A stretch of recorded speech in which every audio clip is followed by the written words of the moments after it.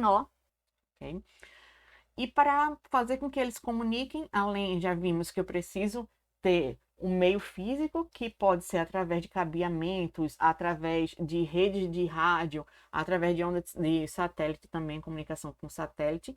Tenho que definir como é que essa conexão vai ser realizada. Então, se eu estou utilizando o meio físico, de cabos, eu estou utilizando o quê? Uma rede ponto a ponto, uma rede mesh, uma estrela. Então, essa formação vai ser importante para conhecimento. E além disso, que língua eles estão falando, que linguagem, que protocolo está sendo utilizado para permitir que essa comunicação realmente ocorra sem problemas.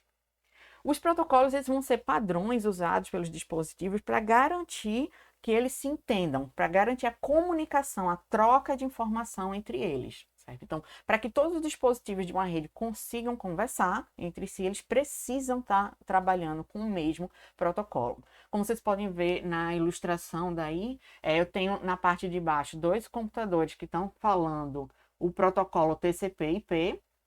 Como eles falam o mesmo protocolo, tem um meio de transmissão aqui, nessa topologia ponto a ponto, eles conseguem se comunicar. Porém, esses aqui de cima, eles têm o meio de comunicação, eles estão utilizando a topologia ponto a ponto, mas a linguagem é diferente. Como a linguagem é diferente, essa comunicação não consegue ser realizada, ok? E eu tenho vários protocolos que são utilizados. Vou comentar com vocês alguns dos mais conhecidos e mais utilizados por vocês, tá? Então, um deles é o protocolo TCP, que é o Transmission Control Protocol. Ele é o mais utilizado da camada de transporte da minha rede, da internet, certo? Ele é voltado para conexão. O que é que isso quer dizer? Esse protocolo, ele garante que quando um dispositivo ele está querendo se comunicar com outro, eu feche uma conexão entre eles para que esses dados sejam repassados. Tá? Como é que ele realiza isso do TCP? Ele manda uma sequência de dados informando, eu quero me comunicar com você e ver se ele está conseguindo atender, se chegou o dado aqui. Se chegou, ele vai dizer, fechei conexão com você para nos comunicarmos. Então, essa informação vai chegar até aqui, para o hospedeiro A, e quando essas duas informações estão finalizadas, então significa que eles fecharam uma conexão. A partir daqui, o hospedeiro A pode enviar dados para o hospedeiro B e vice-versa tranquilamente, sem precisar desse handshake de novo de criar essa minha ligação. Tá? Isso faz com que a confiabilidade do tráfego de informações seja muito elevada e o recebimento de dados também é garantido, tá? Nessa velocidade. Já o protocolo UDP, que é o User Data Protocol, a ideia dele é enviar pacotes. Ele vai enviar e enviar para todo mundo, e quem tiver querendo receber aquilo dali, simplesmente vai ler. É como se fosse, ele envia, todo mundo recebe, e quem está querendo ter aquela informação diz, eu quero. Eu estou querendo escutar isso, tá? Eu quero ver o que é que está sendo repassado por ele. Okay? Então, esse tipo de protocolo, ele tem uma velocidade alta, mas uma confiabilidade muito baixa, porque o emissor, ele não consegue garantir que a informação que ele saiu repassando realmente chegou no receptor, tá? Então, não há garantia de um envio correto desses dados. O protocolo SMTP, que é Simple Mail Transfer Protocol, ele é o protocolo padrão para o envio de mensagens de e-mail, tá? O correio eletrônico. Ele vai fazer com que esses dispositivos computacionais eles se conectem para o recebimento de um determinado tipo de dado. Tá? Ele vai ser utilizado, por exemplo, em aplicações como o Outlook, que ele vai baixar do servidor, utilizando isso aqui, esse Pop Map, vai baixar do servidor seus e-mails para que você consiga lê-los dentro de uma caixa de e-mail do computador, até mesmo quando está offline. Tá? O protocolo DHCP, que é o Dynamic Host Configuration Protocol, que ele vai garantir uma conexão cliente-servidor, vai fornecer automaticamente um IP, então cada elemento dentro dessa rede vai ser conhecido pelo seu endereço IP, e as informações das máscaras de rede e subrede para poder comunicar.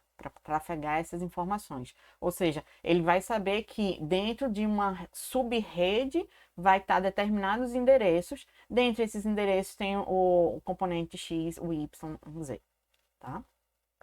O protocolo IP é um protocolo de comunicação usado entre duas ou mais máquinas de redes que estão trafegando dados. Por sinal, IP significa Internet Protocol, tá? O endereço IP, esse endereço ele vai assegurar que um dado seja encaminhado para um endereço correto, certo? Atualmente trabalhamos com IPv4, estamos finalizando, passando para o IPv6. O que é isso? Com IPv4, trabalha com 4 elementos de um byte, tá? Então, eu permito que até 4 bilhões de endereços IP sejam executados. Só que isso já passamos há muito tempo da necessidade aqui na Terra, tá? Então, passou-se para o IPv6, que é um endereço IP maior, para poder garantir que mais endereços sejam ofertados. Tá? O protocolo IP, o IPv4 mais especificamente, que utiliza 4 bytes, ele vai ser composto exatamente por 4 partes, que são essas separadas pelo ponto, onde cada uma dessas partes ela pode ir do endereço 0 ao endereço 255, certo? Esse endereço é um endereçamento hierárquico que vai garantir o conhecimento a facilidade, na verdade, no conhecimento da rota para chegar ao endereço final. É através do endereço IP que vocês conseguem acessar os sites. Então, quando você está acessando um site, ele tem um endereço fixo, um endereço IP para acesso, que é mascarado pelo nome que vocês estão visualizando, ok? No protocolo IP, ele vai ser dividido em classes, que é a classe A, a B e a C.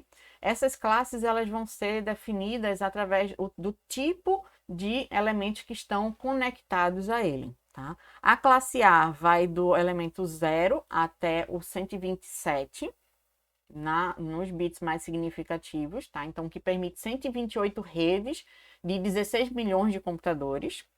A rede B, a classe B, vai do 128 ao 191, garantindo 16 mil redes de 165 mil computadores. E a classe C vai do 191 ao 223, garantindo 2 milhões de redes de computadores. Aqui estão os endereços que normalmente utilizamos, tá? Nessa classe C. E a internet? A internet, também conhecida como rede mundial de computadores, ele é um sistema global, é uma rede formada por elementos que estão em todo o planeta Terra, tá? Então é um sistema global de rede de computadores interligados que utiliza um protocolo padrão de comunicação, que é o TCP/IP, tá? O IP para ele conseguir conhecer qual o endereço do que está sendo enviado e o TCP para garantir essa conexão para o envio dessas informações. A internet, o crescimento dela está sendo absurdo, para vocês terem uma ideia aqui de como está sendo a questão do desenvolvimento dele no globo, essa parte azul, tá? E quanto no mundo inteiro, quanto a questão da globalização, como o amarelo, e como está tendo de desenvolvimento dentro desse crescimento de tecnologia dentro da internet, tá? Então, o uso é muito elevado. Aqui, para vocês terem uma ideia do percentual de internet da uso da internet por percentual de população, dá para identificar mais ou menos onde estão uma maior ligação. Então, podemos considerar países ricos, como aqui os Estados Unidos, Canadá, uma parte da Europa, eles têm um percentual de 80% a 100% da população utilizando internet. Tá? Então, enquanto os países mais pobres, esse percentual de uso é mais baixo, como vocês podem ver aqui na África, tá?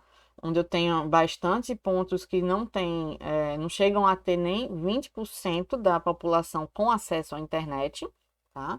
E os locais intermediários, como o Brasil, a China, a Rússia, que eles vão ter entre 40% e 60% do uso da sua população com acesso à internet, tá? E os recursos que eu tenho? O www é o World Wide Web, tá? Ela é a teia, ela é onde eu garanto esses meus endereços, essa comunicação entre eles, para definir o endereço do site, que vai ser um conjunto de páginas gráficas com imagens e texto. O browser é por onde vocês conseguem acessar esses sites, que vai ser o navegador, onde eu tenho o Internet Explorer, o Chrome, o Mozilla, o o Firefox Mozilla, na verdade, entre outros. VoIP, que é a voz sobre IP, como eu consigo trafegar esses dados de voz e imagem hoje em dia também, tá? É o uso do Skype, do Vono, do Hangout, entre outros. A URL, que é como conhecemos o endereço, tá? Para acessar os sites, ele vai ser um endereço completo e exclusivo de uma página web. Ele vai ter o nome de um domínio, tá? Vocês podem ver aqui embaixo na identificação. Eu tenho um domínio, onde ele vai ser hospedado, por exemplo, esse aqui da intel.com, e páginas dentro deste domínio, como expression.index, tá? E essa parte daqui é o HTTP, é o protocolo que está sendo utilizado para comunicação, tá? Onde vocês vão ver o HTTP, o HTTPS, FTP, entre outros. O mais comum é o HTTP e o HTTPS. Esse S aí é de segurança, é que os dados eles vão estar mais seguros com relação. Então, se tem a possibilidade de usar o HTTPS, use no lugar do HTTP. Tá? O HTTP ele é um protocolo de comunicação base dessa rede, o World Wide Web. A ideia é que essa URL da página ela inicie-se com um texto. Tá? Então, o HTTP ele vai permitir a comunicação via texto do protocolo. Tá? Então, links entre eles vão surgindo e sendo enviados e sendo conectados. Ele vai criar uma árvore de links. O DNS, que é o Domain Name System, é o que permite que vocês acessem esses sites através de nomes, como, por exemplo, a ufrpe.br. A ufrpe.br eu vou ter um endereço IP específico para ele. Vamos ver aqui.